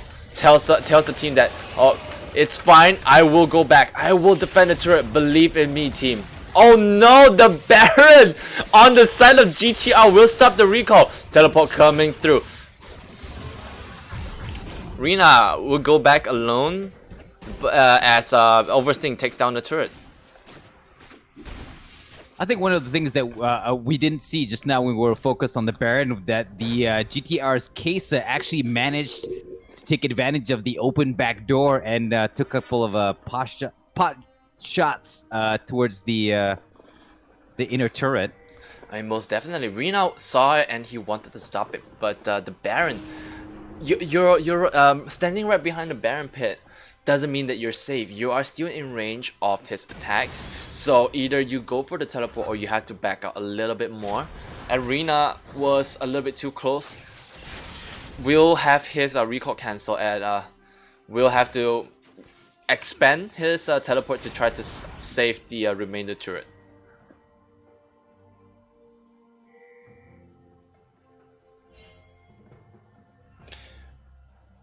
Now with that, Wildcoolman does now have the Baron buff. What will they do right now? What are their objectives?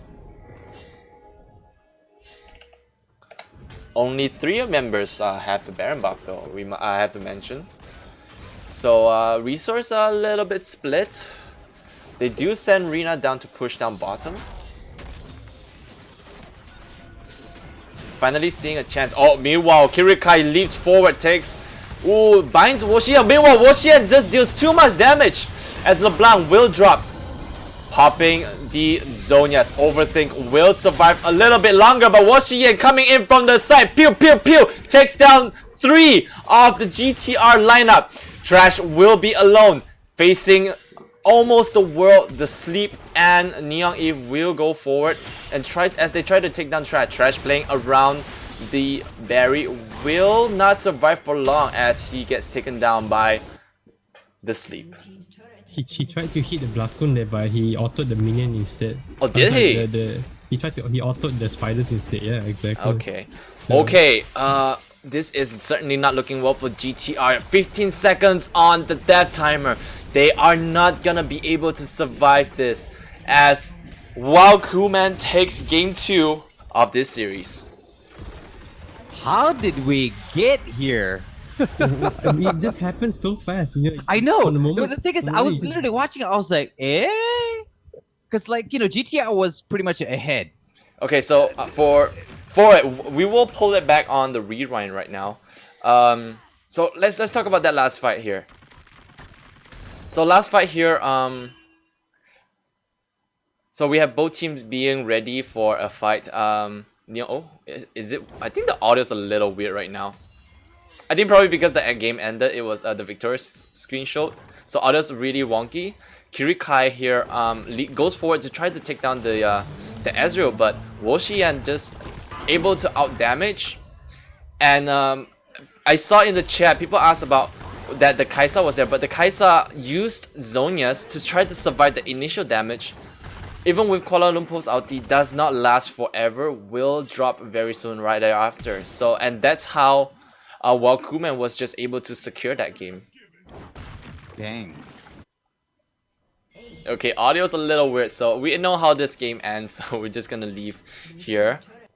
I mean, it was definitely a surprise to me. I mean, I did not see that coming. I did not see WCM being able to make such a comeback. And they did it without the Jax, actually. The Jax wasn't even in the fight. That is true. That is true. They did it without Jax. Yeah, it was all due to how Kirikai was a little bit greedy. He goes forward, tries to take down the Ezreal, but the Ezreal at that point was too much for him. Here we see divide. He has full abilities. Yeah, we see the assassin being assassinated by the ADC.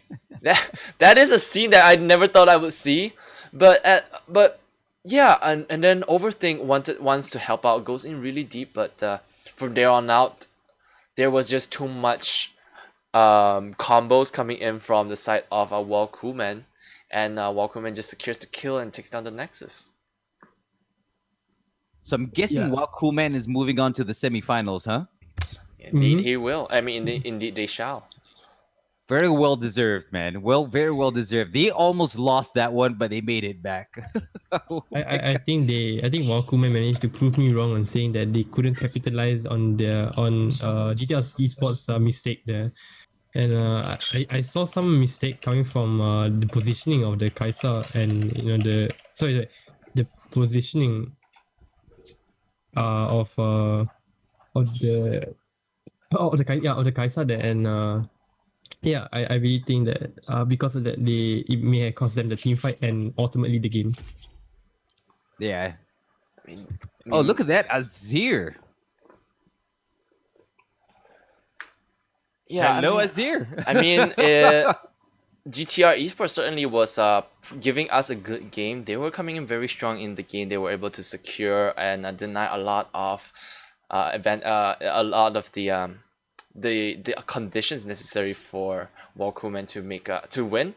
But it all comes down to that last single fight, and with enough combo there, enough good execution coming in from Walkuman, was able to take them down. So if we look here, Azir was able to shred 40,000 gold. I think that was the main switch that really won them the fight in that last fight. As when the LeBlanc is down, no one's really there to control the Azir. No one's really there to take down the Azir. Azir was just giving free will to send his soldiers, and then then have his soldiers just strip apart the armor coming in from GTR Esports, and then Azir just going in, pew pew, take down everyone. Yeah, pew pew indeed. The Ezreal, even though we didn't really see the Ezreal doing much damage in the early game, I'm safe to say that for late game he really popped off. Is this total damage dealt to turrets? Ah, I see. Yeah, I guess I should show the numbers, huh? Yeah. No, I was just thinking. It seems pretty even on the side of GTR, which could explain why they were having a lead in regards to how many turrets were being destroyed. But Looking at the damage coming from Team WCM, I think that must have been mostly during the. Actually, it's not during the final push, which means the only one that's really doing damage to turrets was Jax and Ezreal. I mean, most definitely, because in a lot of cases, the split pushing job falls onto the Jax, and Ezreal. I think Ezreal just was able to just help out the Jax in the later half of the game, Yeah. and also as well at the start where he was able to out push the Kai'Sa as well as the Taric. Yeah. That's true, especially when it was in the mid lane too. I think Woshi and took a lot of turret damage. Gave a lot of turret damage when he was in the mid lane for quite a brief moment before rotating.